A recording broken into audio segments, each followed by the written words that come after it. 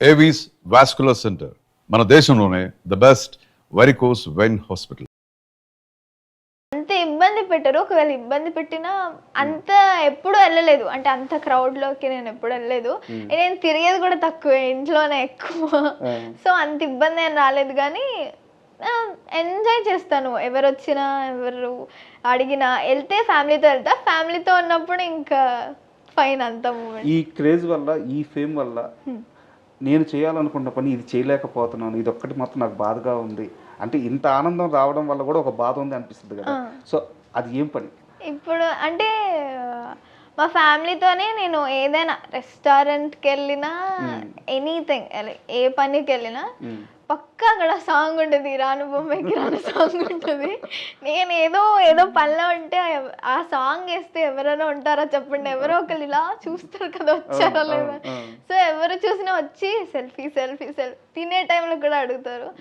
అంటే నీకు అంటే ఫ్యామిలీ టైం కానీ అది మిస్ అయిపోతాను అప్పుడప్పుడు. బాధ అనిపిస్తుంది అండ్ హ్యాపీగా కూడా అనిపిస్తుంది. అయితే నా దగ్గర ఉన్న ఒక సీరియస్ సోర్స్, అంటే ఇది ఏదో జస్ట్ ఏదో గాల్లో రాయట్లేదు, చాలా సీరియస్ సోర్స్తోనే అడుగుతున్నాను.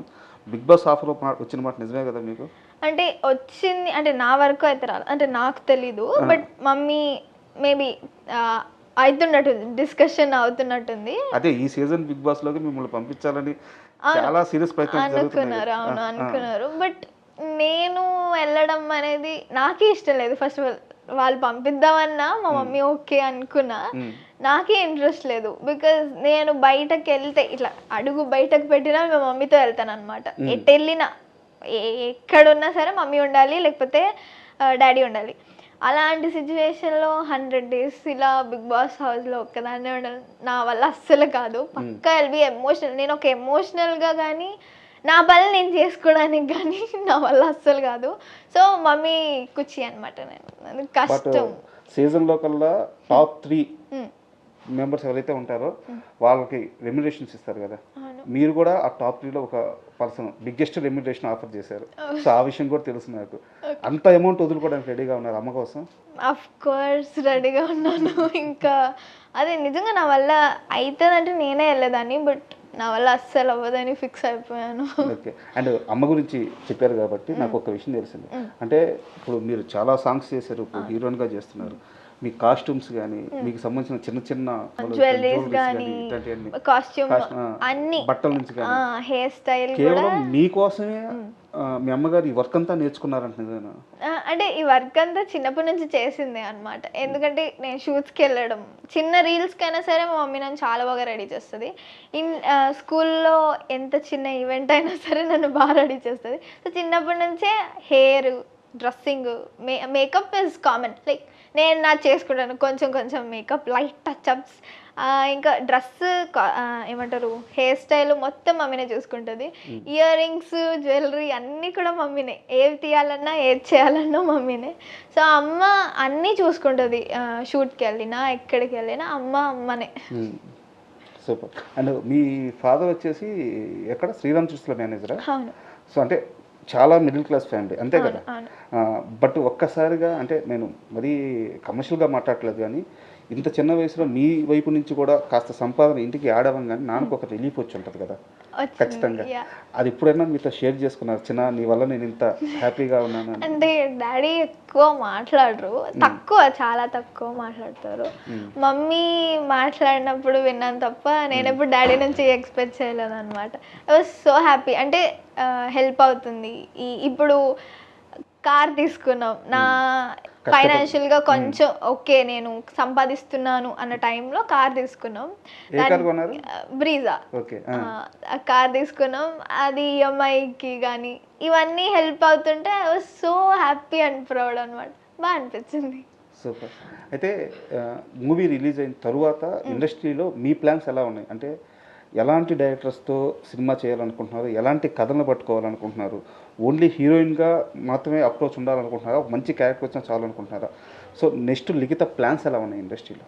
నేను ఇండస్ట్రీలో ఇప్పుడు అయితే ప్రస్తుతానికి ఈ మూవీ చూసిన తర్వాత ఒక క్లారిటీ వస్తుంది.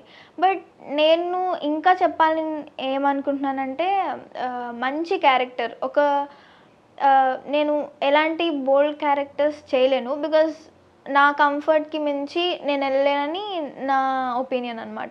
సో బోల్డ్ క్యారెక్టర్స్ కాకుండా ఒక మంచి స్టోరీ, మంచి క్యారెక్టర్, ఆ క్యారెక్టర్కి ఉన్న ఇంపార్టెన్స్, అలాంటి క్యారెక్టర్స్ అయితే చేద్దాం అనుకుంటున్నాను. అండ్ హీరోయిన్గా చేస్తే హీరోయిన్గానే కంటిన్యూ అవ్వాలి అని ఎప్పటి నుంచో నడుస్తుంది అది. అవును, అది కరెక్టే. బట్ ఒక పెద్ద మూవీలో హీరోయిన్ పక్కన ఉన్నా సరే, హీరోయిన్ ఒక క్యారెక్టర్ మీద మొత్తం మూవీ రన్ అయినా సరే అది ఇంపార్టెంట్ క్యారెక్టరే. ఐ థింక్ పెద్ద పెద్ద డైరెక్టర్స్తోనే వర్క్ చేయాలని ఉంది. ఐఎమ్ ఈగర్లీ వెయిటింగ్ ఒక మంచి ఛాన్సెస్ కోసం. అండ్ మంచి క్యారెక్టర్స్ అయితే తప్పకుండా చేస్తాను. ఒకరి పేరు చెప్పండి, ఒక డైరెక్టర్ పేరు చెప్పండి. సుకుమార్ గారితో చేయాలని ఆశ. పెద్ద పెద్ద పేరే బట్ నిజంగా కరెక్ట్. ఎందుకంటే ఆయన డైరెక్షన్లో ఆర్టిస్టు నటనంతా బయటకు వస్తుంది, ఆ స్కోప్ ఉంటుంది అనమాట. అయితే మీరు ఇందాక ఒక మాట అన్నారు, సో బోల్డ్ క్యారెక్టర్స్ నేను చేయను అని చెప్పేసి. నిజానికి చాలా చిన్న వయసులో మీరు స్టార్ట్ చేశారు. ఈ రోజు కూడా ఎక్కడా కూడా మీరు హద్దులు దాటి పరిమితులు దాటి ఇంత చిన్న వీడియో చేసింది కూడా లేదు. బట్ చాలా బోల్డ్ అయిపోయింది Instagram. But me journey other side జరిగింది. ఎక్కడ కూడా ఇంత చిన్న ప్రాబ్లం కూడా లేకుండా, ఇంత రిమార్క్ కూడా రాకుండా. సో ఎలా పాసిబుల్ అయింది ఇంత సక్సెస్, ఇంత నిబద్ధతతో ఉండి కూడా? అంటే మెయింటైన్ చేయాలి. అండ్ ఏదేమైనా సరే చిన్నప్పటి నుంచి అలవాటైన పద్ధతిలోనే చేస్తాం. ఇంకా దానికి మించి చేయాలన్నా మనసు రాదు. అండ్ వీ డోంట్ అసలు వెళ్ళబుద్దే కాదు అటు సైడ్.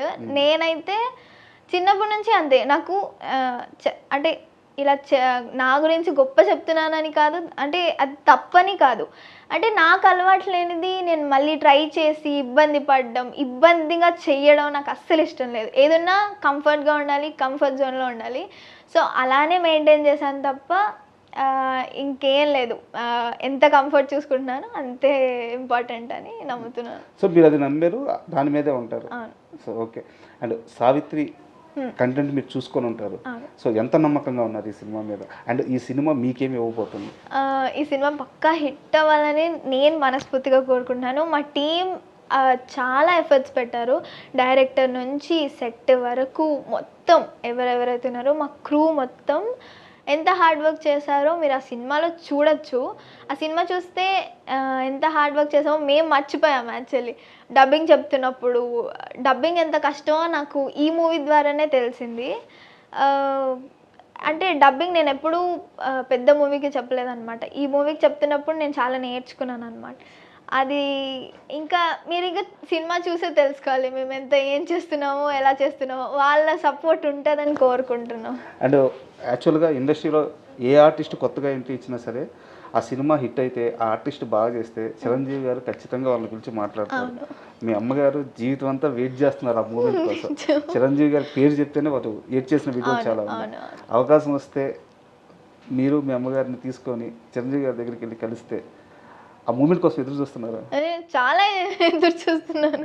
ఎందుకంటే రాను భూమికి రాను ప్రస్తుతం చాలా హిట్లో ఉంది. అండ్ రామన్న కూడా ట్రై చేస్తున్నాడు, లైక్ చిరంజీవి గారి దగ్గర వెళ్ళిందా లేదా వీడియో కానీ మేము వెళ్ళి కలిసే ఛాన్స్ ఉందా అని. ఆ టాపిక్ వచ్చినప్పుడే మా మమ్మీ చాలా ఎమోషనల్ అయిపోయింది. అండ్ ఈ మూవీ గురించి చెప్పాలంటే ఇది పక్కా హిట్ అవుతే కనుక, ఆయన పిలిస్తే కనుక మా డ్రీమ్స్ ఫుల్ఫిల్ అయిపోయినట్టే. లైక్ ఇంకా చాలు అని అనిపిస్తుంది మా మమ్మీకి. అంత మా మమ్మీకి మాత్రమే కాదు, మా డాడీ కూడా పెద్ద ఫ్యాన్ చిరంజీవి గారికి. ఈగర్లీ వెయిటింగ్ అండి రిజల్ట్ కోసం. అయితే మిగతా ఆల్ ద బెస్ట్ అమ్మా. ఎందుకంటే తెలుగు సినిమాల్లో తెలుగు వారికి ఛాన్సులు రావని ఒక ముద్ర ఉంది. దానికి కారణాలు ఏవైనా అవ్వచ్చు. బట్ నువ్వు ఒక హోప్గా కనిపిస్తున్నావు. సో చాలా క్లారిటీగా ఉన్నావు అండ్ చాలా నిజాయితీగా ఉన్నావు. నేను దయచేసి ఇదే కమిట్మెంట్ని, ఇదే నిజాయితీతో ముందుకెళ్ళు. మేబీ ఫ్యూచరు మాకు మీరు ఇంకో సౌందర్య అవ్వచ్చు. సో బట్ ఇంతే సిన్సియర్గా ఉండు, ఇంతే నిజాయితీగా ఉండు. ఆల్ ద బెస్ట్ అమ్మా. Thank you so much. And for more videos, please subscribe to iDream channel. Subscribe to iDream Media. Please subscribe to iDream. Please subscribe to iDream. Please subscribe iDream. And please subscribe to iDream. For more videos, subscribe to iDream. please like, share and subscribe to the channel. Congratulations, iDream. Subscribe to iDream. Subscribe to iDream. So subscribe to iDream Media. iDream ki iDream team andarki huge congratulations. Please subscribe iDream Media. Please subscribe to iDream. Subscribe iDream. Please subscribe to iDream. I dream అంటే నా కళల channel subscribe చేసుకున్న నోరు తిరుగుతలేదు, మీరైతే గంట గుర్తు కొట్టండి. For more such videos, please subscribe to iDream. Subscribe to iDream. Please subscribe to iDream. Please subscribe iDream Media. Please do subscribe to iDream. Please subscribe to iDream Media. For best entertainment and information, please subscribe iDream. And don't forget to subscribe to iDream.